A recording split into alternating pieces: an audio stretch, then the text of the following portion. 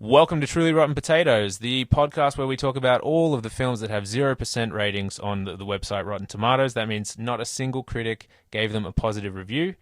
I'm Declan. I'm here with my co-hosts Mitch. Hello. Morgan. G'day. On the phone we've got Hayden. It's a me. And we've also got a very special guest. Now, we've had one other musician on the podcast, but I think this is the first time we can officially say we've had someone with number one albums. Mm-hmm. This guy's got arias. Check. He's got more arias than our podcast has hosts. That's how accomplished this guy is. He's the bassiest third of a band called The Living End. Welcome, Scott Owen. Hi, thank you. What a nice introduction. I'm humbled. So nice to have you on board. Thank you so much for coming on the show. I gave you two options of films you could watch. One of them was Baby Genius's 2 Super Genius, and the other one was the one you picked, which was an Adam Sandler Netflix movie from 2015 called The Ridiculous Six. So my first question to you, Scott, is what's your relationship like with Adam Sandler and his body of work? I love Adam Sandler. I think he's fabulous. He's made some pretty average films. He's made some really incredibly good ones, but he's also made some really average ones. He goes into like the Jon Travolta category for me. He can't be hated. He can't be discarded because of the bad films that he's done, because the good ones are so good. So that's what I like to refer to as Jon Travolta syndrome. Jon Travolta did great and Saturday Night Fever, but it doesn't matter how many bad, whatever those Big Daddy or whatever they are films, no matter bad ones he does, he's still okay. He's still Jon Travolta. Still do Pulp Fiction, for God's sake. You've hit a nerve with us. I'm already a huge fan of your work as a musician, but it's quite possible that you just went much higher up, in my opinion, because just comparing Adam Sandler to Jon Travolta right off the bat, we talk a lot about Jon Travolta on this podcast. You really do. There's a lot to be said for him. He's the best. He's incredible, yeah, but he's also so incredibly daggy as well. The last episode we did of the show was a Jon Travolta starring masterclass, and I think we've done 3 Jon Travolta movies, possibly. I think that was the fourth. I think 3 or 4. Yeah. Yeah, right. So, what would be your favourite Adam Sandler movie? Do you reckon, Scott? I suppose it's hard to go past Happy Gilmore. Yeah, that's the classic. What's the first one you saw, Scott? What's the first Adam Sandler film that you saw? It was Happy Gilmore. It was, right? Yeah. And then there was also that one about the wedding singer. The wedding singer is fabulous. Happy Gilmore is definitely a favourite. It's one that I can still, I'll still go back and watch. The interesting thing is that the movie we just watched, The Ridiculous Six, has the same director as The Wedding Singer. So it's like a long time, compatriot of Adam Sandler working together. They also did Click. Oh, yeah. But this movie doesn't really, it was really long and boring, am I right? Yeah. Well, I didn't think so. I didn't mind it. I found it too long. So full disclosure, I've had a shit of a week, and I rushed during my lunch break today on my iPhone. I watched it at 1.5 speed. And I only got 40 minutes into it, and as I alluded to earlier before we went live, Scott, my kids are in the other room screaming out. It's been a hectic time, and that's also why I'm recording from home. And it's a very, very foreign way to record a podcast with everyone in different places and no visual feed.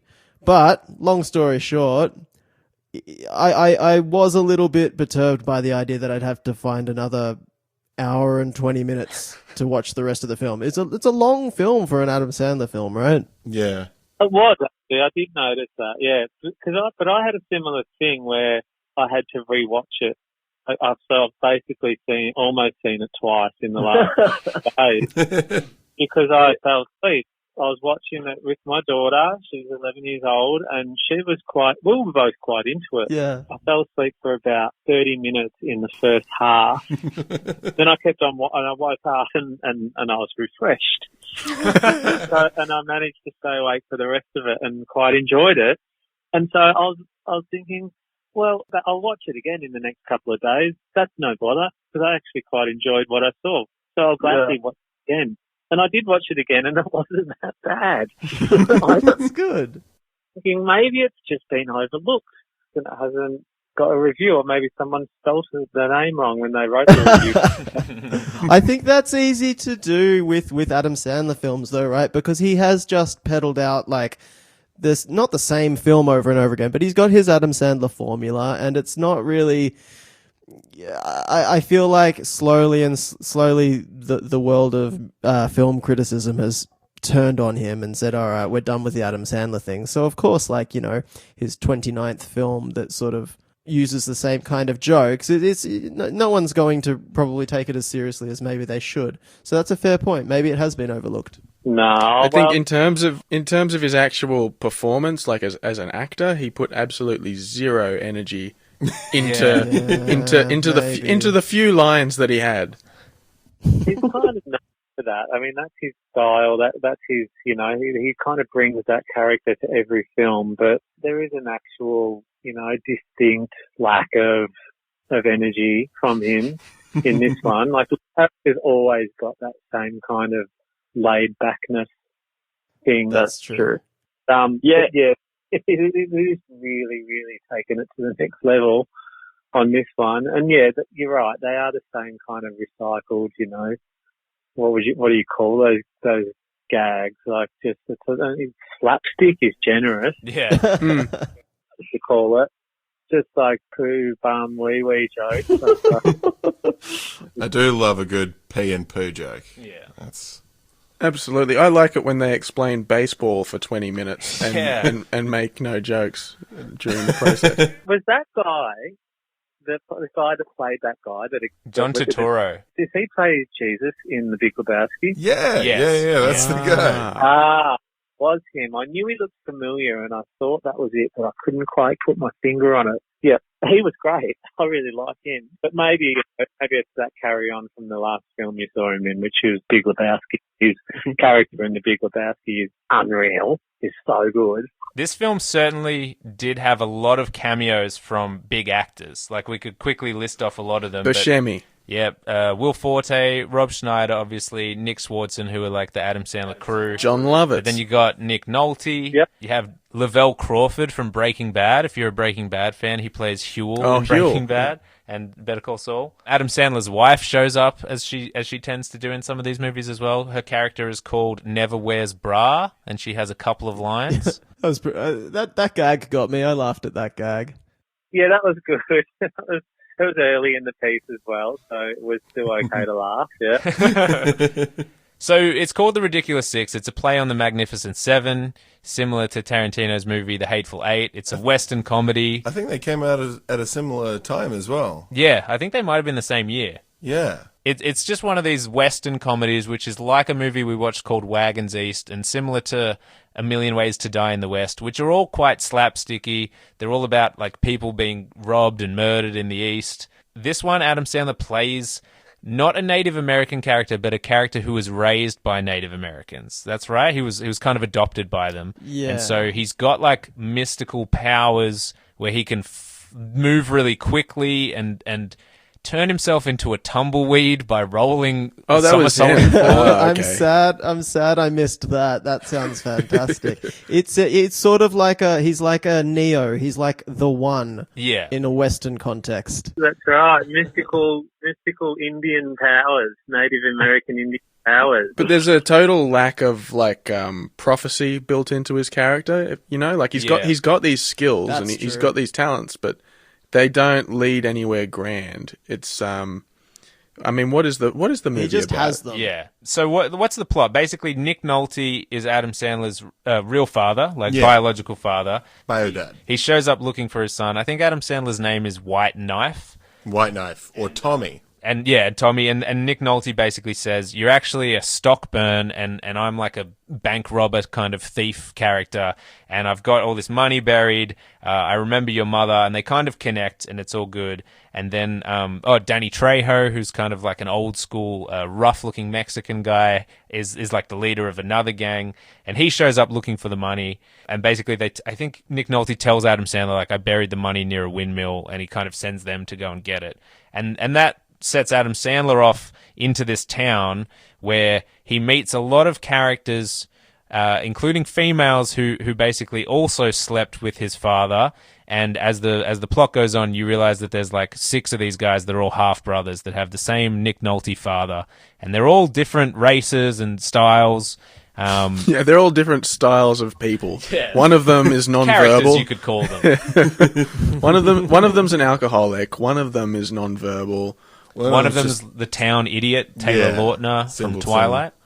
The simpleton. And then there are others. Is that little Pete? Is that the town idiot? Yeah. Little Pete. Yes. Yeah, Little Will Pete. Pete. So he's got the buck teeth. Can we pause and was anyone else really disturbed by little Pete? Well, yeah. I think He was certainly creepy. I reckon it'll stay with me for a little while, that disruption to my balance. Yeah, it was a bit much. Did they say Little Pete had a really strong neck or something? Was that set up early? that what they, yeah. Yeah, because he got hung. It was part of a plan to get money out of, I don't know, Wild West gangsters or whatever you call them. Yes. And so he was hung, but he kept the crowd entertained and kept the attention off Adam Sandler doing the heist Yeah. by being hung and swinging around and putting on a bit of a show and a song and dance. Yeah. And the reason he was being hung in the town square was because he motorboated the breasts of the town sheriff or mayor, or possibly both. I couldn't really tell which was, but he basically went up, put his face in the chest of the sheriff's wife, and then the sheriff sentenced him to death really quickly. Yeah. That's in a distant future in the movie when they're... That's a good hour and 40 minutes I think in. that might have been after they've not once but twice already gotten $50,000 and Yes. somehow lost it, and now they need to get it again. Like, I don't know. Like, I did watch this movie, and I think I've watched this movie maybe 3 times in full since it came out in 2016 or whenever it came out. Oh, wow. Just in attempts. Wait, really? I went Have you? through Sandler periods where I would watch all his movies and all of Rob Schneider's movies, and you know what? Okay. When I was growing up, I didn't like any of those guys. I was kind of contrarian in that way, but I really dig their stuff now. But this one, I don't know. It's just so patchy. Like, why? They're getting money. They're trying to save the dad. It just seems very generic, and I'm not sure what's going on at any point, really. But I know those 2 things for a fact. Well, there's a lot of gags that work, and then there's a lot of movie. And the parts that don't work are still very long. Sometimes the joke starts off real strong, starts tapering off, like the baseball scene with John Tuturro, where everyone's acting's really good. And they're trying to you get know what, the information premise is from pretty him, aren't good. they? They're trying to find out from him a location or something like that. And he's Yeah. like, well, if you play my sport, then maybe I'll tell you where that is. And the joke is that he's inventing the rules as they go. So anytime something happens in the game, he's like, all right, if you strike me out twice, then I'm out. And they get him twice. He's like, no, I said 3 times, and I can steal a base. And then they just keep... But it's honestly like a 10-minute joke about the rules in baseball seem like they were made up on the spot. Yeah, and all good games are created that way. Yes. You should be making the games up on the spot as the problems arise. So where's Scott, the comedy? I want to ask you, I got 2 words for you that I'd love to hear your comments on. Donkey diarrhea. I thought you were going to say roll on. What do you mean the deodorant? Not donkey diarrhea deodorant. That was a roll-on joke.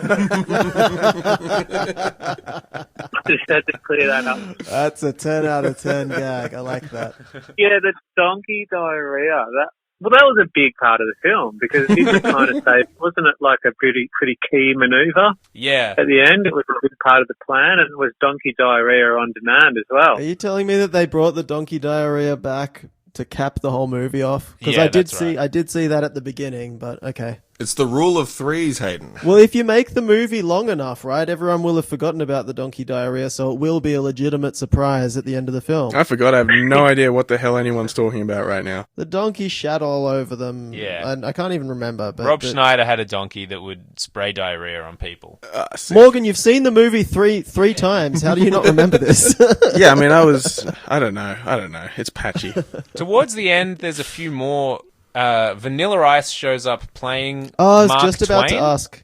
Oh, that was Vanilla Ice. Yeah. Yeah. So that was at the card game, right? And Yes. it was at Vanilla Ice and David Spade. And Jon Yeah. Lovitz, yeah. David Spade playing General Custer Yeah. of the Confederacy. Civil War, yeah. Yeah, And, I enjoyed this sequence. And then Blake Shelton came in. Yes. Famous country singer, former sexiest man alive and married to Gwen Stefani. One of the judges on The Voice, I think, Yeah. in the US. And he played Wyatt Earp. Oh, he was Wyatt Earp, was he? Oh, yes. Wow. Okay. I can, yeah. Okay, that makes sense. Yeah, I get it. It was an odd choice. Just because you've brought up, did you say Blake Shelton Yeah. is Gwen Stefani's husband? Yeah. Okay, I've been practicing this joke I wrote a couple of years ago, and just because you mention him, I'm going to try it out. You let me know how this lands, okay? So, We'll let Scott tell you how it lands. yeah, cool, awesome. I've got a captive audience, I'm sure. So Blake Shelton, right? He was being interviewed shortly after he got engaged to Gwen Stefani, and he said, "Yeah, look, I just kept asking her to marry me, and she just kept saying no. But eventually she was all no'd out and she said yes." Oh, dear. Yeah. I'll take that as a good. Yeah, that's not bad. That's not Thank you. Better than some of the gags in this movie? Yeah. Are you saying yeah, good. Oh, yeah, it's up there with the best one. I am looking at the cast on Google on just on Google right now, and there are a shit ton of people in this film. But I want to know, so I was going to ask about Vanilla Ice. I'm happy to see he's in there, and I hope he got a few lines. But then also I'm seeing Jon Lovitz. Was he good in it? I love Jon Lovitz. He was set up as this misogynistic dude who is running a poker game of very, like it's a high buy-in. You have to have $15,000 to buy in. Yes, that's right. And He was good. he was good, and he's always good when he's being derisive to everyone around Smarmy. him. Yeah. Yes, I agree. Yeah, he is always good. He's a pretty bankable actor, that one. But yeah, I guess he was chucked in a pretty tough situation. He had a pretty tough script and stuff. He didn't have much to work with in that role, did he? And by the time he shows up, you're about 90 minutes into this already, and you don't really want new characters to come in. No, like I'm always happy to see Spade, and I'm always happy to see Lovitz, but you got to have your time and your place. It tells you that you're like, oh, there's more to this movie. I thought it might be getting close. Yeah, But there's another half hour. it's not a point when you want the plot to be thickening. Yes, exactly. Yeah, it feels like Thickening. if these are the real bad guys, then why am I just meeting them now? Yeah. It's just another robbery, though. This is just another scenario where they can steal more money. So there's also Harvey Keitel, who plays... Another rich guy that they're trying to rob. I think he might be running the whorehouse. What's his name? Smiley? Yeah, Yeah, and Rob Schneider quite violently decapitates him at the end. That was funny. Not in the middle, actually. Yeah. I wrote in my notes, there are two funny parts in this movie, and the second funny part is when his headless corpse is still firing his pistols. Yes. That is just funny. And then about an hour later, Steve Buscemi is holding the head, and he has the Harvey Keitel's severed head, and it's still doing that expression that it had right before Rob Schneider snapped it off with a spade. Yeah. And when that corpse is firing as well, he actually shoots 2 or 3 bullets into his own head as well.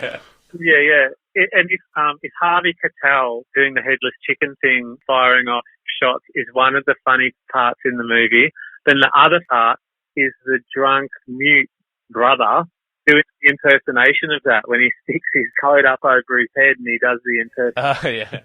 Yeah, so... That's actually quite funny too. Yeah, that's what I like about these Adam Sandler movies. They show me parts of, like, sides of humor that I didn't think could be as funny as they are. Like a simple thing like a headless dude just firing guns. That shouldn't be funny, but it really lands. It's about the acting, right? Yeah, Keitel. Keitel is just a tremendous comedic physical performer. How does he get roped into doing a film like this? Like, does he need the money? Surely not. It must just be fun. It must be fun. I don't know. Maybe Adam Sandler is just maybe everyone just in Hollywood is really good friends with Adam Sandler. He's like, hey, I've got this thing for Netflix. I want to get as many people in it as possible, and do you want to do it? And then I don't know. The one in all in thing. If we all do it, Yeah, exactly. that kind of takes the heat off any individual. There are people out there who say that Adam Sandler getting Harvey Keitel for his Netflix movie was the equivalent of Truly Rotten Potatoes getting Scott Owen for their podcast. They're like, why is They he do doing say that. They do say that. I've heard them say it. Some of the more Sandler-ish moments that, because Scott, you were talking about how your favorite movie of Sandler's is not Happy Gilmore. Yeah, Happy Gilmore. No. Gilmore, Yes, Happy Gilmore. I always get Billy Madison. Yeah. Okay. So Happy Gilmore and Billy Madison are my two favorites. And still, like, there's still that sense of humor there, from those movies that shines through a little bit in all of his, like, more modern films. Just like, it's not even really a joke, but the way it's delivered when they rock up earlier on in the film, they rock up to a small town with the plan of robbing a bank to get some money.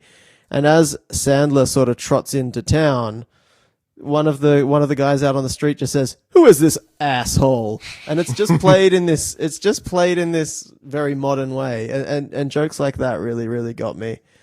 And then later on, we're introduced to a woman. So Adam Sandler's character is trying to find his dad, or is this right? He's trying to find his dad who's just been kidnapped. Yeah. He's quizzing a woman at a hotel. You know, do you know him? Have you seen him? And she goes, "Do I know him in the biblical sense?" And it's like, "Well, no. Just do you know him?" And she's like, "Yes, I know him, and I know him in the biblical sense." And she just keeps relying on that biblical sense, like, throwaway joke. I like stuff like that. I think that takes me back to the Billy Madisons and the Happy Gilmore kind of jokes. I believe that's the joke that was followed up by the first donkey diarrhea scene where Rob Schneider, playing a small Mexican man, had the donkey diarrhea all over the wall, and his classic line was, "That means he likes you." Yes. How come? Yeah, see, there was no donkey diarrhea in Billy Madison, so you can see where my enjoyment fades. Schneider picks up the slack for Adam Sandler, who's surrounded himself with people who seem to be able to put some sort of energy into their performance. Schneider takes the reins, and he always delivers. You know what I mean? His energy is always so high in these things. With every line, every facial expression, his eyes are popping out of his head.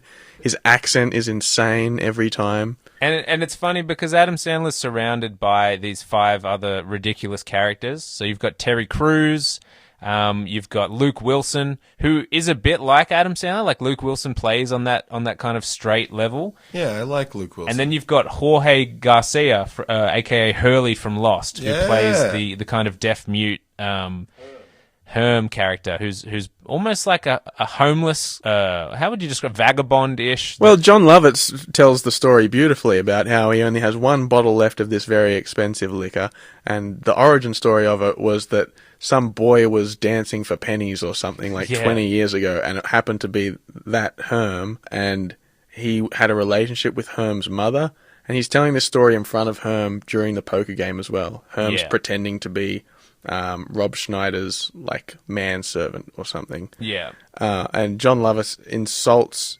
Herm and his mother to his face. But the origin story is something like they're both just street performers or something. Yeah, he was singing the national anthem, but he was doing it really badly, and he couldn't pronounce the words. Because he's a mute, because he can't pronounce the words, and he obviously couldn't sing in tune either, so...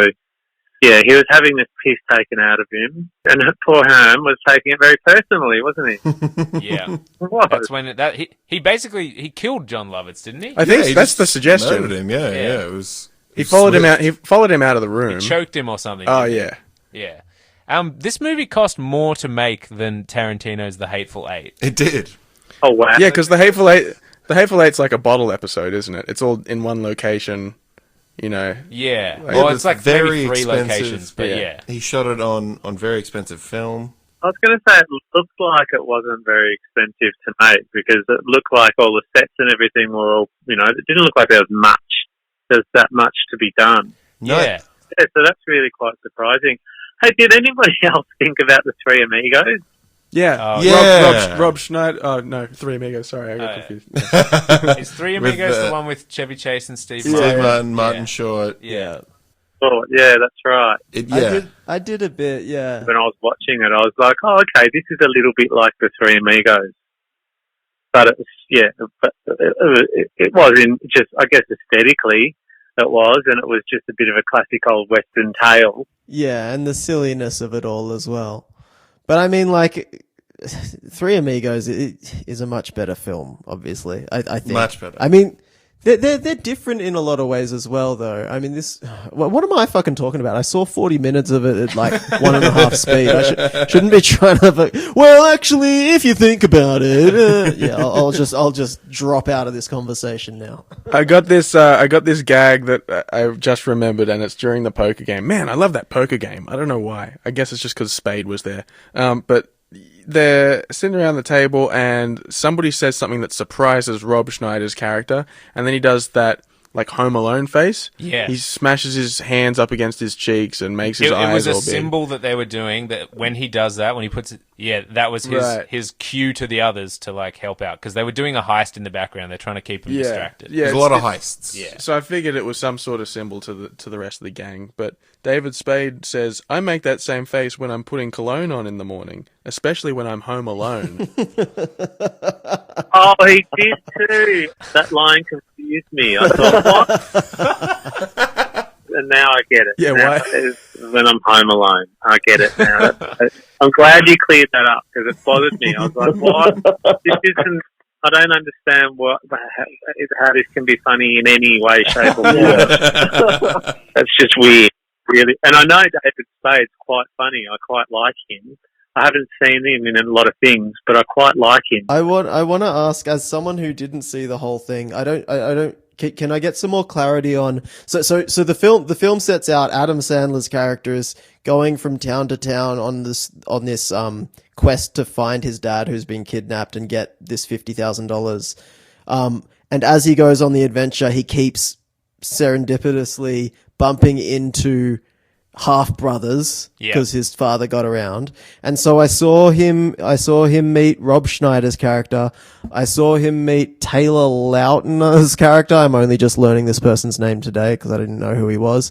And then I just got up to where they met. Is it Jorge or George Garcia? It's George. Jorge Garcia. It's Jorge. But Terry Crews and Luke Wilson. Who are they? Terry Crews what plays are their piano. characters? He plays piano in a saloon. It's like a ragtime guy. Playing Harvey Keitel. Yes. Yeah. He plays in Harvey Keitel's whorehouse. Luke Wilson owes him money, maybe? I forget how he gets introduced, but his backstory is that he was the bodyguard for Abraham Lincoln, and when they were at the play, Luke Wilson had to go pee, and John Wilkes Booth assassinated Lincoln while he was peeing, and so it was his fault. And then, of course, that plays in later. He jumps in front of Adam Sandler and saves him from being shot. And he finally makes up for letting Lincoln die. But we don't find out that origin story until even Very later. late. And then it's just a question of, like, everybody's always asking Luke Wilson, why do you drink so much? And it's actually a very funny scene. He gets in a fight with Harvey Keitel at Harvey Keitel's saloon. And the whole time, Harvey is beating the shit out of this dude. And he's got this drink in his hand, Luke Wilson, and he's protecting the drink at all costs. He's like flying all over tables. He's being beaten all over the bar. And no matter what, this drink is just not spilling a drop. It's very funny. I think that was probably my favorite scene in the whole thing. If I was to like categorize each of the ridiculous brothers, you've got Rob Schneider is a Mexican, I don't know, he's a Mexican stereotype. This Lautner guy is like a simple dummy. The Jorge guy is a big, fat, dumb, mute, deaf guy. That's him. He's like a wild man. Yeah. He's a wild man, okay. And then Ian, what's his fucking name? Luke Wilson is he sort of like a bodyguardy-ish, like is that his... He's a pretty straight character. He doesn't have that much personality. Okay. And his storyline that we just mentioned about being a bodyguard, I don't think you learn that until about 80 minutes into this movie. And you're like, why are we learning this now? So he's just a guy. So there's nothing that remarkable about him when he's introduced. Just what about Terry Crews? Oh, he's a drunk. Right. And Terry Crews? Terry Crews is funny because he is a piano player and they sort of stray away from the fact that he's black. They don't make that the stereotype. But then later on in the movie, he says to them, like, they're all having a deep heart-to-heart and revealing things about themselves. And he says to his half-brothers, you guys are the first guys I've ever told I was black. Like, one of his parents is black and one of his parents is white, and he lets them know that, and it's like meant to be a huge secret that nobody else knows. I get the feeling that joke gets used quite a bit in a lot of films and a lot of TV and stuff. That whole, a blindingly obviously black person I've got to confess, I've got to tell you I'm actually black, and yeah. It tends to happen a lot, right? It doesn't get any points for originality in this film, that joke. Definitely Well, not. Right. I mean, for a movie that, let's be honest, does not very gracefully handle race. I saw some like rice farmer hats. Yeah. In the baseball scene. The very first thing you see is a sign that says "No Injuns," spelled INJUNS. And it opens with Steve Zahn. Yeah. Being very racist. Yeah. Yeah. And, it's one of those things where you're meant to think, oh, they're parodying racism. They're saying, this is bad, this is wrong, But then don't you've got be like this. Rob Schneider doing a During the Mexican production of this movie, there was a story that went around, because this was one of Netflix's first original movies, and they just signed this deal with Adam Sandler to make 4, I think, and I think that's been extended. Anyway, there was a story that came out in like the movie trades where Native American extras walked off the set in like disgust at the... I read that. Whoa. They ended up saying like it was like 10 people out of 200, and we fixed it. It wasn't a big deal, but that was the story like before this movie came out. That was what I people had remember heard about it. Was Adam Sandler's playing a Native American, and all these Native American people walked off the set. Yeah. They just didn't think it was funny, though. That's not a good start. They weren't actually offended. Yeah, they're like, that's just one too many donkey diarrhea jokes for me. They're like, That's right. I need something a little classier. So I mean, this is written by Adam Sandler and the same writing partner who wrote Billy Madison and Happy Gilmore and The Wedding Singer and Waterboy and Big Daddy. Yeah. All of the classics. Yeah, that's confusing. It's not. It doesn't. I mein, like there's that vibe. That, like I said, there are some moments in the 40 minutes I saw that were on that same sort of level, but it also, I don't know. It felt long, and I will say, watching at 1.5 speed made the jokes a little more pithy. Like as soon as, I don't know if it was just coincidence. I feel like the first 10 minutes I was like, oh man, there've been no jokes. This is quite boring. And then I put it on 1.5 speed because I'm like, shit, I'm never going to finish this movie in time. And suddenly I found myself laughing more. So I don't know if the jokes picked up then or if the pacing was too slow and it was funnier when it was faster. I think it did. I think the cheese was added. A lot of cheese was added after, the movie kind of did get into its first half an hour or something. I don't think there was cheese on the taco in the beginning.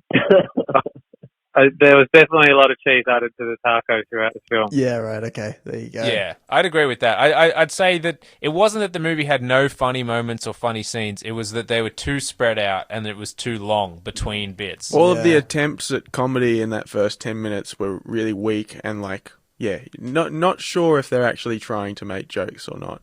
Like when he is showing his powers off for the first time, Adam Sandler, he buys 5 pounds or 5 bags of flour or something like that. And then these 5 dudes rock up, led by Will Forte, and they're part of this gang. They're called the Left Eye Gang because apparently they all take out their right eye and put it in a jar, and that's how they show their commitment to the gang. They'll wear eye patches. And then he's like, how are you going to beat us? There's 5 of us and only 1 of you. And then Adam Sandler throws a flour bag up into the air like 50 meters. Yeah. And then goes and attacks a guy. And so Got, then flash powers. Yeah. And then he's like, I only see 4 guys. It's 4 against 1. Yeah. And that happens maybe 2 or 3 times. I think he might even go through the whole gang one by one. And that was the other thing is Adam Sandler, as we said, he has this mystical fighting power. He can move really fast. But it's really cheaply done. Like, for an expensive movie, it's not a good special effect. Every time he does a trick, I'm like, it just doesn't look realistic. No, it didn't look realistic, but it didn't look funny either. Yeah. So you're left feeling... For a film that had a big budget, that had Netflix behind it or whatever, they really could have done a little bit better.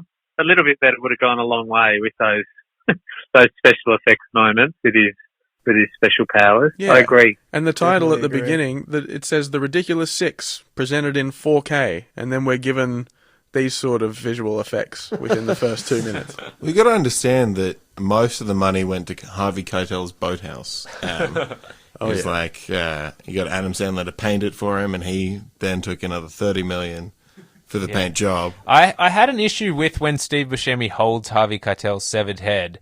It's a good prosthetic, but it still looks cheap. It's something about it still looks like funny and silly, and you can tell that it's plastic. But that's another example of the times where I'm like, the budget isn't really on screen, all the sets they use just seem like there must be a place in LA in the desert area where there's like a fake Western town, because it seems like everyone just uses that same set. It is the same one from Back to the Future 3.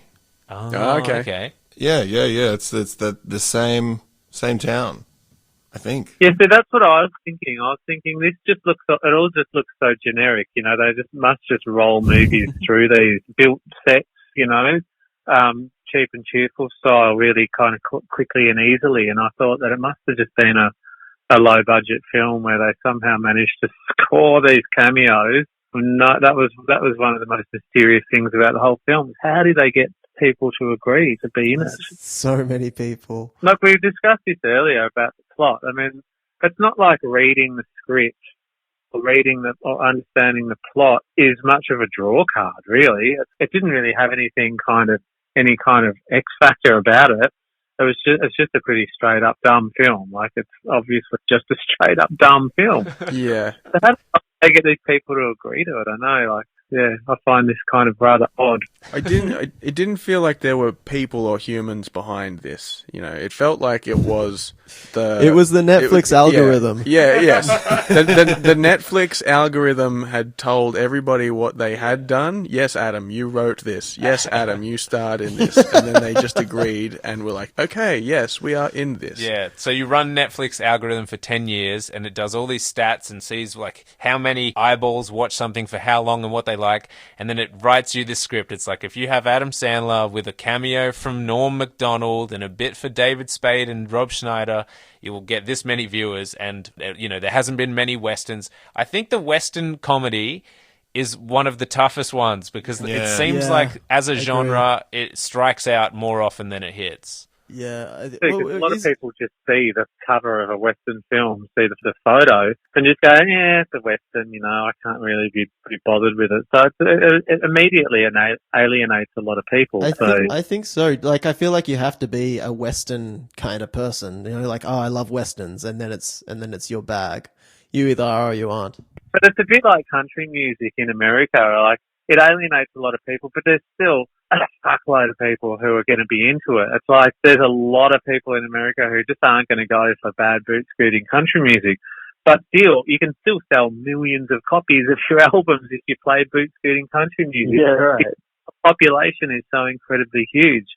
So yeah, I think maybe boot scoot country music might be just a Netflix algorithm as well. Yeah. Well, so this is Spotify algorithm or something. Oh yeah. This is a played out stat, so I'm sorry if I'm retreading old ground, but with the way that they do track all the stuff that you watch on these streaming platforms, House of Cards, when they first cast Kevin Spacey. What's his name? Kevin Spacey. I was going to say Kevin Bacon. When they first cast Kevin Spacey in that and decided to put that together, they pulled a bunch of data and what it said was that like heaps of people were watching the original British House of Cards and those same people were watching heaps of Kevin Spacey films, and that played a big role, that played a big part into why they decided to reboot it with him in it and stuff like this. So who knows, like maybe there was a big thing with Adam Sandler and Westerns. Probably not, because I think part of the deal was that Adam Sandler brought his whole catalog onto Netflix or something like this as a part of the deal. I think, as well. Yeah, I think Netflix saw that a lot of Adam Sandler movies were getting huge play around the world, even like 20-year-old ones, like we said, Billy Madison, Happy Gilmore. And so they signed him to an exclusive deal. I think he used to make movies with like Sony. And they gave him a 4-picture deal, and now he's still making them for them. He's done like 6 or something. So they don't know what their audience wants, and they've gone out and got it. It's the TUI side of the business, of the entertainment business, really, because even just the way the conversation's gone between us over the last few minutes, it's all just gone very kind of commercial, and like how, you know, we're talking about Adam Sandler, who is and was a great actor and has done some really great films. I don't know, a great actor. He's certainly a damn funny bastard. So yeah, Netflix have just signed him up and gone, well, we'll put out his crappy new stuff so that we can have his back catalog as well. And it's like what record companies do with bands and stuff as well, you know, like I know I've had this conversation with Jimmy Barnes because he's, you know, and he's there. when he's put out records over the last 5 or 10 years or whatever, it does his head in because he's trying to get the radio stations to play his new songs, but he can't compete with his old material. He can't compete with his own old stuff to get his new stuff on the radio. And it's tragic, and it's because the algorithm says, no, we're just going to keep playing Working Class Man and we're going to keep playing A Fan. So we don't have any room on our station for your new material because we've got enough of you. And it's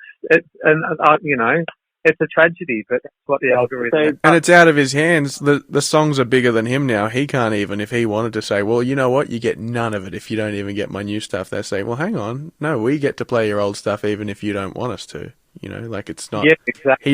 He doesn't necessarily get the end say on that even. Yeah. I feel like I've played into that same problem though, because I think didn't Cold Chisel put a record out maybe like 5 or 6 years ago, and I didn't listen to it. Yeah, Blood Moon, 2019. So last year Cold Chisel put out a record. I didn't listen to it. I don't know, like maybe it's an awesome record. Yeah, maybe, but it's that, it's hard because you love bands, artists, movies, directors, actors, and stuff. You love them for what they were at a certain time as well. And as we know, we all change, we all evolve, and that's some people go with you on the evolution, and some people just don't. And that's what evolution is. It's not, it's not a one shoe fits all journey for artists. You're going to win some and you're going to lose some along the way. Right. And that's what Netflix are banking on when they throw these multi-million-dollar deals at these actors like Adam Sandler, and they put them in these crap films, and they go, well, at least we're going to, we're already winning because he's Adam Sandler and he's done Happy Gilmore and all these films. We're already winning. He's already bankable. They just go with it, and they can afford to throw all this money on his new films, on these 4 new films or whatever he's been signed up for.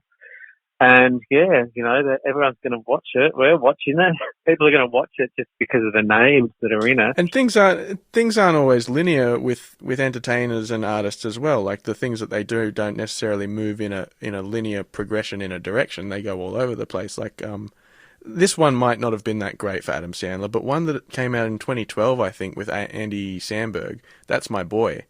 Not many people like that one. I fucking love that one. I'll put that. That's probably second or third for me. I reckon Billy Madison's my favorite Adam Sandler, but maybe second or third is this one he put out a few years ago called That's My Boy. So yeah, you just never know. Sometimes Jimmy Barnes might come out with a dang hit. I'm just wondering maybe if I could hack into the Spotify servers, I could find out what people who are listening to Jimmy Barnes are also listening to, and I could sort of get in contact with Jimmy Barnes. Now I know someone who might have his number, so we can maybe talk about that after the podcast. And I'll pair him up with whoever else they're playing and put together a supergroup, and I'll be the manager and I'll make a bunch of money. How's that sound? There you go.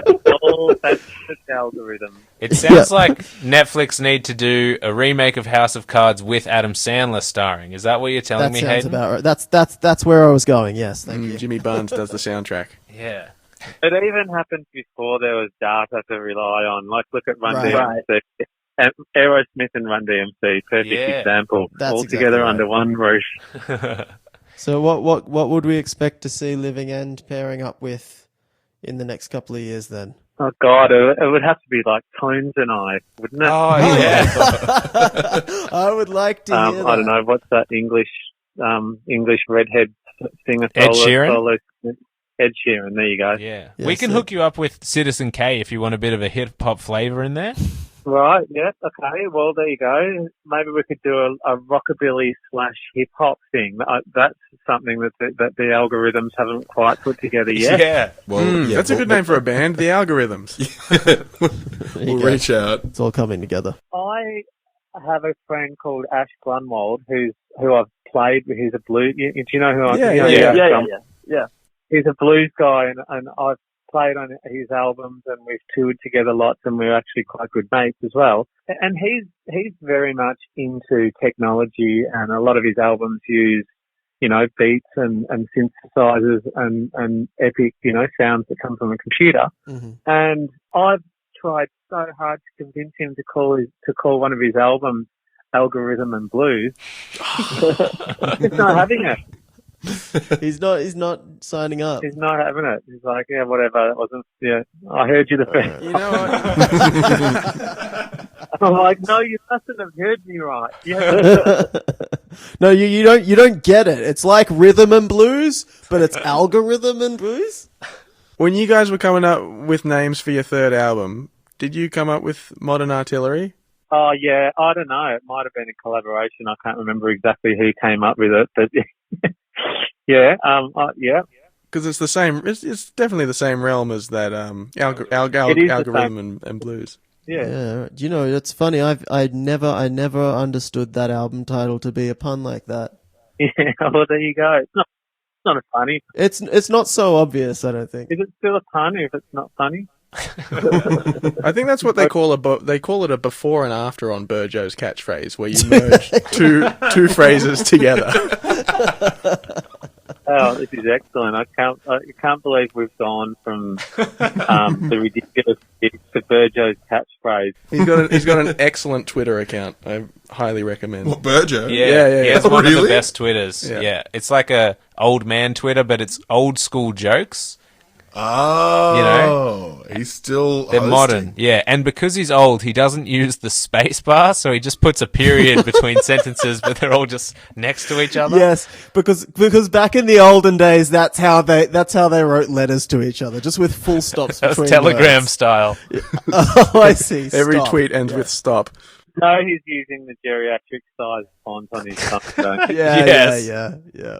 So going back to this movie quickly before I diverge us again, there's the characters in this who are like the Left Eye gang or whatever. They rip out their eye and they wear an eye patch.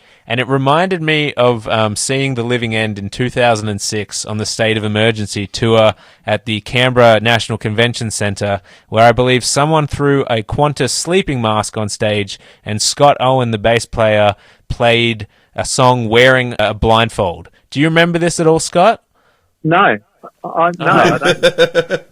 Well, I threw that. That was me. That was me. That threw that up No, there. it was me. It wasn't him. It was me. He's taking credit for the one thing that I've ever done in my life. Oh wow, that's quite impressive. I'm glad I did, even though I can't remember. You can play without looking. It's a big instrument you play. You can play the double bass with your eyes closed, even those intricate Living End bass lines. Is that right? Well, sort of, but the thing is, I can only play with my eye. Oh, this is hard to explain. It doesn't have any fret. Well, yeah, exactly. So you don't need your eyes, right? I need my eyes if I can't. You can just ballpark it. I need either my eyes or my ears. Both is epic, but one or the other. Hey, if I can hear myself properly, then I don't need my eyes because I can pitch. But if I can't hear myself properly, then I need my eyes because I need to see where I'm putting my finger. I need to do like these imagined measurements and like, okay, if I want to hit a C note, I need to be that far away from the nut. But if I want to hit a C sharp, I need to be a bit further. And so I kind of look at it and I kind of know how far it kind of looks. So you're saying you need tones and eyes to do it. Yeah. Wow, that's amazing. And just a follow up to those bass guitar related questions as well, Scott. When you play like a standard electric bass guitar, does it just make you ill? Does it make the gag reflex just like blur? You know? Yeah, you're like, I can't stand on this and play it at all. In all honesty, it makes me think, why the hell have I been lugging this giant trying to, on this endless struggle to try and amplify the bloody thing in a rock and roll band and big venues and try and make it sound good and can't even hear what I'm playing and I'm trying to figure out whether I'm in tune by looking at it. So I play an electric bass and I go, oh my God, this is just so easy. Then I think, no, rock and roll, it's rebellious music. It shouldn't be fun. It's about struggle. Yeah, it's about struggle. It's about challenge, and it's about frustration. You know, angst, being angry, and I'm angry because I can't do my Because my back hurts. Yeah, exactly. I'm angry because I have to carry my bass to school. Oh God. headline broke it. I'm angry because, I've got it all back. Seeing as we're on the living end, I would love to keep pummeling through with questions about the living end. A little bit of an ulterior motive getting you on the podcast about movies. I feel like we should talk about, your life's work, or at least some of it. This is a really, really basic question, but I'm interested to know, do you have a favorite song or record that you've put out under that, under the living end? I do, but it changes from time to time. As a bit of a constant favourite record, I think White Noise is, because, it wasn't my favourite before it was made. Right. it was when it was made, and it still is now that others have been made after it as well. Does the where and what you were doing and where your life was play into that, or is that purely on the way the music sounds? No, because what happened at the beginning of making that record, and when I say the beginning, I mean when we were in the rehearsal room 5 days a week for a few months or whatever, putting material together, making demos. We recorded probably close to 100 songs or something, and then whittled it down to the 12 or whatever that ended up on the album, but spent heaps of time just working on music together. And there was a conversation where Chris kind of said to me, hey, look, I'm bringing all these ideas into the rehearsal room. Rather than just kind of going, this is Chris saying to me, he's like, rather than just kind of going, nah, can you just not do that? Can you just not do that? Can you not say no to any ideas? Just say yes to every idea. And I went, oh, okay, sure, I don't want to upset you, so sure. Absolutely everything. And I had a much more positive, rather than going, no, I don't think that's going to work, as far as an idea goes, no, that's not going to work, I'd just go, no, there's no saying no here. There's just like, yes, let's get whatever we can out of this idea. And if it doesn't work, it doesn't work. That's fine. But let's just initially just, yes, give absolutely everything a go. And that really paid off by doing two things. It put us in it bonded us. It also meant we were able to kind of explore creativity a bit more broadly. And we found this sound that we never really realised that we had, this kind of, I don't know how to describe it, but it feels like we described it in the rehearsal room when we found this sound as it sounding like a pair of leather pants. It was like, like gallop, this kind of almost biker music, kind of gallop and heaviness. And also Chris had got a new pedal, which was an octave pedal as well, which sounded really tough as well. So it was kind of, all of these kind of things came together, and then we had a good time making the record as well. It was just all kind of really positive. That's really nice. That plays into it, but I think it's definitely, it shows in the music that there was, actual exploration in creativity happening. Is that typical that you'd write that many songs before going in and committing to a track listing? Or is it because of that exploratory nature that you were able to sort of allow that many to flourish before you cut them down? Yeah, that was a particularly fruitful period. And also, we were all living in Melbourne at that point as well. So we were able to just go into the rehearsal room every day, and we had our gear set up. So we'd just go in there every single day and just play for like however many hours, like 8 hours a day or something. Right. We had a recording facility set up in there, just as a basic recording facility. So we made so many songs, we'd be working on kind of like, I don't know, at least half a dozen songs every week for months. Wow. Yeah, I mean, normally we would have around the 50 or 60 mark songs before we'd start whistling them down to however many end up on the album. But yeah, that was a particularly, I don't know, what do you call it? Fruitful? Yeah. And so conversely, when you were doing the self-titled first album, what was that like? Because you guys would all have been a lot younger back then. I'm not sure. Maybe it's rude to ask how old you were back then. What was the writing process like then? And I guess, did you know that you had interest from Modular or from other record labels at the time? Were you writing for a label, or did it just come fortuitously? No, we didn't know. So back then, we'd released 2 EPs before that. One called Hellbound, one called It's For Your Own Good. And then we went and did the single that had Prisoner Society and Second Solution on it. And then it had a couple of B-side. It was like a double A-side single or whatever. It was just another EP, really. But it was just those two songs and then a couple of other songs as well. And then we went and did the album. And what we used to do in those days was we would just write songs. And we'd always be rehearsing during the week or whatever and playing every weekend. And we'd play gigs on the weekend and we'd put the money away. And when we had enough money to go and spend whatever 3 or 4 days in a recording studio, we would do it. We'd take the best 5 or 6 songs that we'd had written over the last 6 or however many months, and we'd do gigs and we'd save up money. And when we had a few grand saved up to go, and we'd go and spend it on recording, and that would be what consists of, that would make up whatever the recording is. So our first album literally still just in that mode.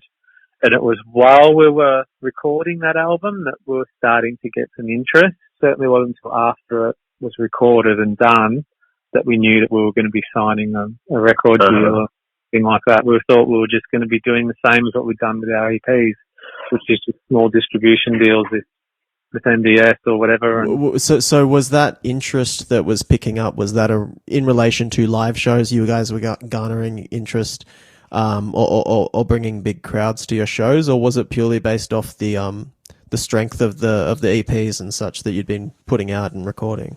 It was a bit of both, because we were always playing, we were always touring, and it was kind of pretty much when we were getting plays on like Triple R and PBS and stuff, but when Triple J was playing us, because this was like 1998 or whatever, so Triple J was huge, it was like the big national radio station. It was when they started playing Prisoner Society and Second Solution, and mostly Prisoner Society though. We were on tour supporting Jebediah, and they had songs that were pretty big on Triple J, so they were pulling pretty good crowds to their gigs on this massive Australian tour with tons of dates that we were their support band on. And that was when Triple J started playing Prisoner Society a lot. So that was good, because people were coming to the gigs knowing who we were. Like the difference between the crowds at the beginning of that tour and then a couple of months later at the end of that tour was pretty obvious that we were starting to get some radio airplay by the end of that tour, because everyone knew who we were all of a sudden.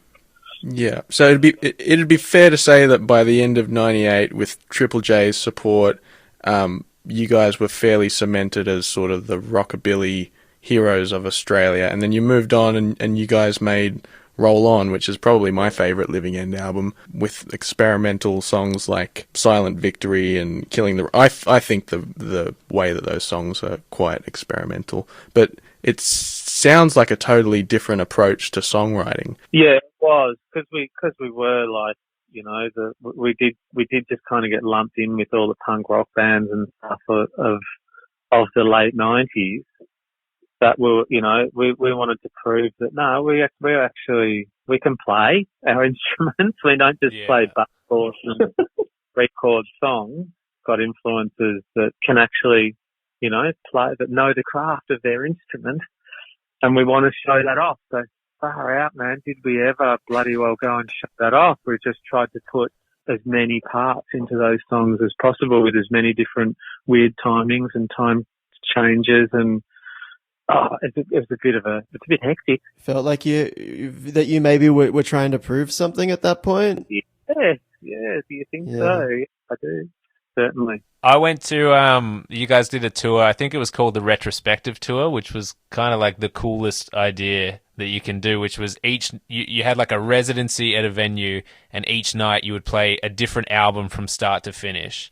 Yeah. What was the rehearsal like for that? Are you rehearsing the day of each gig to remember the songs, or was it just months and months of because it's, I don't know how many songs, but it must be like 80 songs over 6 nights a week or something. Something like that. It was 80 something songs, yeah. And we did rehearse for months and months and months leading up to it to try and relearn all of those songs. And some of them we'd never played live. Yeah. Actually, a lot of them never played live. A lot of them we hadn't even played since we recorded them. So it was weird. Wow. But it was actually, the serendipitous thing about that whole experience, I loved it. It turned out, it was a massive task, but I'm so glad we did it. But the serendipitous thing about that was having this notion of like, I think I now finally, by learning and revisiting all of this whole catalogue that we've got, I think I now actually understand why people like that. I think I see what all the fuss was about. I like that. You know, I hope I don't come across too big-headed by saying that, but not at all. But it was a really nice feeling to have. It was like, you know, playing Roll On, that album was like, man, this is pretty great. This is a really good feeling. Yeah. Like, because there's so much time between then and now, and I think lots of people have that exact same feeling when they look back on anything that they've done throughout their life, right? And what you've done across the career of Living End is much larger than someone's, I don't know, hobby art project, and they're going through their garage and they pull out all of the paintings that they did over the last 20 years, and you're like, man, I see why I liked this so much, or I see why, you know, my friends supported my art so much, because this is actually pretty sick. But you did that on a much larger scale. because at the time you're so critical about yourself. Yeah, exactly. You see the faults in it, and you kind of, I guess you tend to kind of focus on those. I guess you have to, you know, when you're working it, when you're actually working your project, you need to focus on its weakest points and try and iron out the creases and all that kind of stuff and put some labour into it. Once you can have that perspective. Yeah, once you get, that retrospective. Right. When you were setting up the retrospective tour, did you have any fear that you have some albums will be more popular than others? Were you ever like, oh man, maybe on Friday night not as many people will come, we won't sell enough tickets, like, you know, album number 5 isn't as popular as album number 1 or something? Was that ever a fear? Yeah, well, we were sure that was going to happen. We knew that some albums weren't going to, you know, sell as many tickets as other albums. And I wish I could remember the numbers because they're pretty impressive, but when we did the Corner Hotel in Melbourne, so we had 7 albums, I think it was, and we would normally do 7, I think we did 7 nights in Adelaide and 7 nights in Perth or whatever, and Sydney we'd added a couple, but Melbourne. So we did our 7 albums, and I think Roll On we might have done 2 or 3 nights of. But the first album, I think we did like 5 nights of our first album. So Wow. playing the 7 albums, but then an extra couple of Roll On, so that's like 9 nights. And then another like 4 or 5 or something of our first album. I think we did 13 nights or 14 nights in a row at the Corner Hotel. And it was pretty crazy. Yeah, it was pretty big. It was like literally like turning up for work. Yeah. You know, like turning up to the same place 14 days in a row to play gigs. It was bizarre. Did you ever get up on that stage and get angry at the bass player who was there yesterday and left his beer there and then realised it was you, or, you know, something like that? But like I said, yeah, it was just like turning up to work. Like the staff at the Corner Hotel was Yeah. G'day, how you going? How's your day That's been? funny. That's so cool. I gotta ask you, I'm just noticing that Roll On came out in 2000, and so too did Limp Bizkit's Rollin'. Were you influenced by them, or were they influenced by you? I'm trying to find. Did they steal it from you? I think we were signed to the same record label as them too. Wait, really? What? Did their records come out on? It was not Inertia. Weren't they on Interscope or something? Interscope. That's right. That's right. There's confusion Yeah. because we were signed to. Oh, I've got a mental blank. It was the Warner Brothers label in America that was started by Frank Sinatra. Reprise? Oh, Reprise. Yeah. Yeah. Reprise. That's right. You were thinking there might have been a little bit of dirty backdoor A&Ring going on between the labels or something like this. Some demos being passed between Fred Durst and you. Every artist on the label needs a roll song this year. That's year right. 2000. Yeah, well, it was the rolling into a new millennium, maybe. Yeah. I don't know. Yeah, exactly. But we did end up playing a lot of festivals that Limp Bizkit were playing as well in America. So we did see, a hell of a lot more of them than I ever really fancied to. Dig. Yeah. There are a couple of Limp Bizkit apologists on this podcast, but we'll let it slide. I can imagine that after seeing them once side of stage, you could maybe be like, all right, I've had my fill. Interestingly, Roland goes for 3 minutes and 33 seconds. Now I got to find out how long does Roll On go for? Let's see. Should we get back to the movie, guys? I'm sorry, not having seen it, I don't have anything else to add to that side of the conversation. No, I mean, that was pretty good. I felt like the lead character in a movie called The Fanatic that we reviewed last week, who is a fanatic, and that's directed by Fred Durst from Limp Bizkit. Yeah. And stars John Travolta. Right. So it's all come full circle. Yeah. It's actually been the perfect wrap. Yeah, that's a wrap. Yeah. I think we've held Scott for probably far too long for talking about one Adam Sandler movie while he's in his daughter's bedroom or something as well. So we want to thank you so much for coming on the show, for indulging us in some living end questions, for watching an entire Adam Sandler movie that's not one of his best, and taking the time to chat to us tonight. So thank you so much. My pleasure. Could you give a rating to this film maybe out of 10? Oh, true. I'd give it... With an extensive rationale. Yeah, you can use a decimal point. You don't have to round up to a full score if you want. My heart gives it a low rating because I don't think the film was made with a lot of heart. So 4 out of 10. Yeah. Okay. Yeah. My gut, for some reason, wants to give it quite a decent rating because I just think that there were some moments in the film that were just quite good that made me go, oh, look, I'm not hating life because I'm watching this. What about your kidneys? How are your kidneys feeling about it? My kidneys, yeah, what's the function of a kidney? It's a They filter. process... Yeah. They process the Toxins liquid and stuff. Yeah, so I think it's good in my kidney. I think it's like I could sift through the badness of the film and appreciate of the film. I'm saying okayness, not goodness.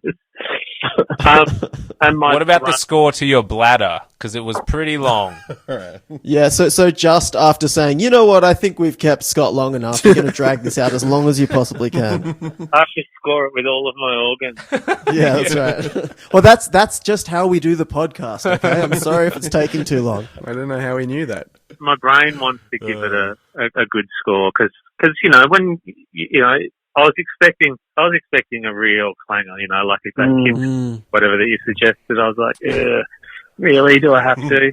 And I was expecting not much better than what I had imagined that would be like.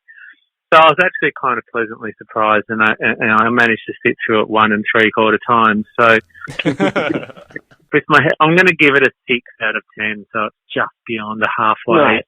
The part. Nice. That's a positive review. Yeah, and that's if fresh. you were a film critic, that would have brought it out of the 0%. Yeah, exactly. I'm a friend of the film. Thanks again, Scott. Thank you so much for your time and Thank you so much, man. My pleasure.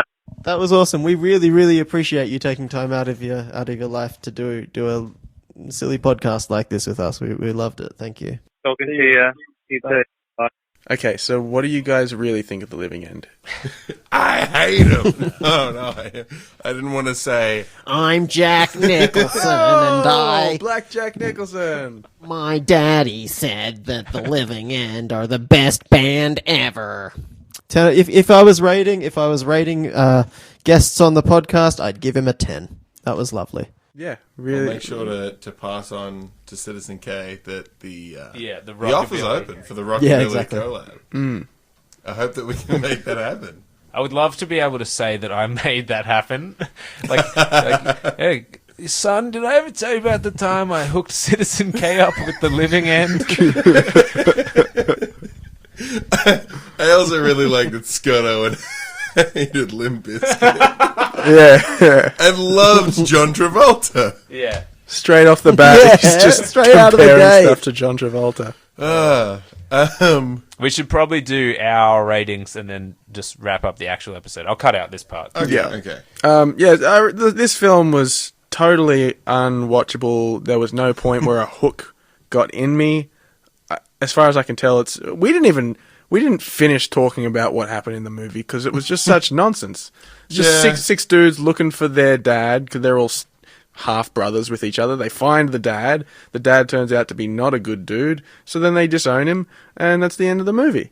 And everybody goes and does their own thing. Really inconsequential what happened there, other than they confronted their father and realized he's not that great. It was very Wagons East. Yeah, it was very Wagons East, and comedies. It's hard to watch these comedy movies. It's easier when they're dramas, I think, because there's a bit more earnestness and sincerity and more to laugh at. Really, Yeah. I'm giving this a 2.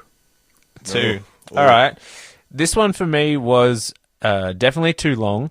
It started off really bad. I think that's a bad way to open. Is like have your first 20 minutes be just terrible jokes, like basically racism, donkey diarrheas, just like bad sex jokes. And there were times it went on where I was like, oh, this is kind of funny, or I kind of enjoy this. And then it would have another like long scene. That baseball one really got me. And the other thing about it was they kept not calling it baseball. They kept calling it Sticky McShickens. Yeah. It tickled me now. It's the first time I'm hearing it, and I found it funny. It's only funny because we're disappointed in the writing. I think that was one of those times where I'm like, this isn't just. It's not funny, but it could be quite funny. Like the idea that someone's like, you ever notice it's more like a stand-up bit. You ever notice how baseball just feels like the rules are made up? Oh, you can. You get the ball past me twice and I'm out. I did that. Oh no, I said 3 times. Yeah. Oh yeah, you can steal bases now. I mean, it's disconnected from the whole movie, so you can take that scene out and. I mean, you don't need it, but it seems like it was just written independently. Yeah, it's a bad SNL sketch. Yeah. Old SNL sketches from back in that era. I don't know if they're still this way because I'd rather cut myself than watch SNL. But they were always too long. Yeah, always. I think that's because they were trying to fill like an home. hour and a half of network TV time every week. I think that's absolutely what that was. That was just a forgotten old sketch that Adam Sandler had from the SNL Tim days. Hale. How do you say his name? Hurley. Hurley. There used to Hurley? be a bit about the Hurley man that Adam Sandler would do on SNL. I know this because I had an Adam Sandler best of SNL DVD.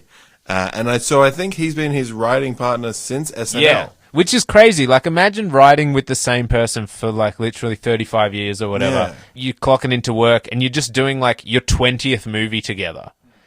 It's gonna get stale. It's gonna get stale for sure. Yes. But yeah, this movie, I liked some of the like explosive violence for no reason every now and then other times I'm like, that's just weird. I liked Jorge Garcia, Hurley from Lost. Just not like I like that he was there, but I didn't like what he was doing. Me too. It's like, would you take that role where you're one of the 6, right? You're top billed with Adam Sandler and other big stars, but you don't get a single line of dialogue. Your whole thing is just be like him da ba da gooba dooba. Yeah, it's like why didn't Rob Schneider, who's not Mexican, play the mute and No the Mexican way. guy play? Wow. Rob Schneider loves playing some sort of ethnicity because It's in his contract. he'll love just being Spanish. He'll love being Italian. He's kind of like Eric Andre. He can play any race. He can play any. He's biracial. he's biracial, so he The can fill in. rules, Yeah, the rules are different. I suppose. The rules do not apply. He can do Did whatever we he get wants. a rating, Declan? Long story short, I'll give this movie 3.4. Holy shit! Last week you gave something like a 3.8 or something. I think I gave it a 3.5. The Fanatic. Wow. That was better though. I think I even gave it 3.9. I enjoyed the Fanatic more than I Way enjoyed more. this. Yeah. You could follow the Fanatic. And you did miss a Norm Macdonald blink and you miss it cameo though. I did. I Yeah. missed it too. It's literally just like that someone opens a door in the whorehouse maybe Yeah, and, he's and he got just 2 says hookers. yeah, he's got 2 hookers. Do you know- Okay, so it's not funny. He doesn't. Oh, that do was it him. good? No. Oh, It was okay. Well, do you know why that was in there? I think Because it's Norm Because they Macdonald thought it needs was money. funny. Well, he has a Western, an obscure Western actor impression that he always wanted to use. Oh, yeah. And Adam Sandler knew that, so he got him to do a 5-second joke, and he probably paid him like, I don't know, 50 grand. This is just, it's an elaborate That's scheme to awesome. just pay his friends. Yeah. Adam, What score did I yeah. give this? 3.4? you gave it 3.4. Hayden, do you want to... Yeah, look, I'll just say my little tidbit is in the intro to the film, one of the guys in the Left Eye Club or whatever, the bandits, is Nick Swardson, Yeah. right? Yeah. And so I don't know Nick Swardson from anything, but the entire time I was watching it, I was like, it's the guy from the Crocodile Dundee movie. Yeah. He's now been in 2 films from with 0%. Yeah. And then I was upset to find out that it's not that guy. It's the guy who looks like Yeah. him, Nick Swardson, who I know nothing about. Funny you should say that, because I don't know if we said it when we Yeah, would- we did. We did? We talk about it About how he looks extensively. like Nick Yeah. He's like a positive Nick Swardson. Yeah. Yeah, this is the one where you can see Nick Swardson's not doing that well. Yeah. He's pretty bloated and yeah, not really all there. Oh. Poor guy. I give it a 2. There's no way. I mean, like, I've had a lot on my plate at the moment, so I do apologize for not seeing the whole movie all the way through, but yeah, I can't imagine that it would ever elevate above a 2 for me. It was not, I couldn't believe how long it was going to be. Anyway, I that's want me. to point out one more joke that we didn't point out, which is that the guys who have all said they're part of the Left Eye gang and we all cut out our right eye, at the end they reveal that none of them have cut out their right eye, except for the one dude that joined them who was already missing one eye and he cut out his other Yeah. eye. There's a long scene, Hayden, where they're convincing that guy, if you want to join the gang. I saw Okay, that yeah. scene. I saw so that they make scene. him cut his eye out. And let's not talk about it so the people listening get in on the joke, okay?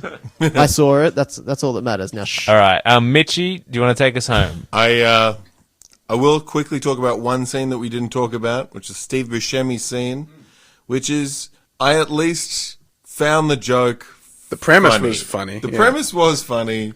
Hold on. He's- Is the last time Steve Buscemi and Harvey Keitel in a movie together, was it Reservoir Dogs? That's the last. That's the last one, and don't question it. That's- And doesn't that movie also end with Steve Buscemi holding Harvey Keitel's severed head? No, it doesn't. so could, though. he's got this ointment which he, I guess, uses on Jorge Garcia's balls. Yeah. And then he then goes over and uses it on the donkey's asshole. Yeah. And then He tells the donkey, he says, lift up your tail, please.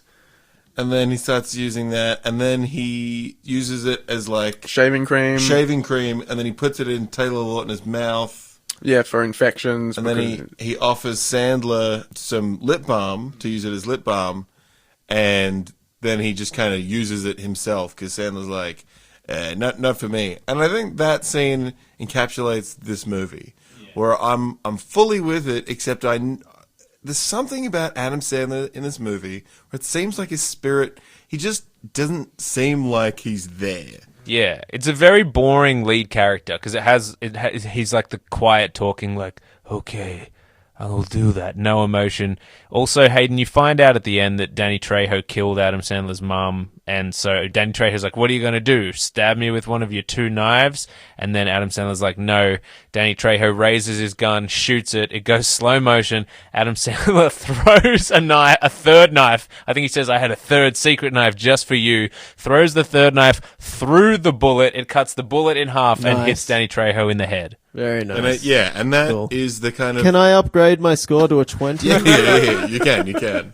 Good. But yeah, done. that just kind of encapsulates, like, you can't be too cool in your comedy movie, man. You got to have a little bit of a, I don't know. It was unrelatable, but, you know, I mean, the donkey diarrhea jokes. I don't know, It seems like Adam Sandler specifically was like, I'll be in this movie and I'll write it and I'll star in it, but I'm not going to be funny in this Yeah, movie. just Everyone else can be understand. funny. Just understand. I'm deeply depressed. Yeah. You got to give me the money, but I'm not making I'll facial. take your money, but I'll I'm tell you, not making There's any two things funny. I'm not doing. I'm not making facial expressions, and I'm not raising my voice. That's I'm not going. He did at one point. He did at one point because they were in the saloon and it was Old Smiley's saloon, and they had to pretend to be a ghost for some reason. And he was like, "Ooh, Smiley, it's me, the ghost of the saloon." Yeah. But he wouldn't be on screen doing that. There was one other thing I wanted to talk about, which is that they have a campfire jamboree song where they Where they all was sing like, a "I love can't song wait till I about meet my dad." their dad. Yeah. Yeah. And That was like a Tim and Eric song. yeah. Yeah. It was weird, and some of them really couldn't sing. Terry Crews cannot even keep, like, the melody. And maybe he wasn't listening to the tune. Like, maybe they just had to sing it to a metronome or something. But, yeah, he comes in, and they're all playing fake instruments, and then Adam Sandler sings in that voice he does when he's singing seriously, which is, like, his wedding singer voice, and, you know, his stand-up, he does all those songs. And, yeah, it just seemed weird to me. But It was weird because I quite like Adam Sandler's sincere singing voice. He's got a sweet vulnerability to him. Yeah, it was a trip because it just the tone issues. But I think because of the tone issues, it did catch me laughing a few times. So originally I was going to give it like a 1.5 because of how fucking racist and just shitty it was. I'm like, this is bad. But then I don't know. I did genuinely laugh a few times, so I'm going to upgrade it to like a 2.4. 2.4 on the board. Truly Rotten Potatoes. Who knows what we're watching next? Who knows who will be the next guest? We'll see you next time. Truly Rotten Potatoes. Chopping it up, mashing it up. See you later, everybody. Boil and My mash 'em, put 'em in daddy the said it's stew. the end of the Not- podcast, so you Two. better listen to him, Jack.